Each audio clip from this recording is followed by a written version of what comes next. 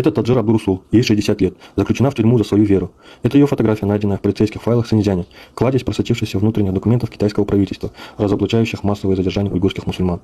Таджир была задержана за то, что она слушала религиозную дискуссию о халяльных практиках, закяте и женском хиджабе. Ее преступление заключалось в том, что она исповедовала свою веру как уйгурская мусульманка. В этот Рамадан мы выделим лишь часть уйгурских лиц, которые были задержаны из-за исповедания своей веры как мусульманки.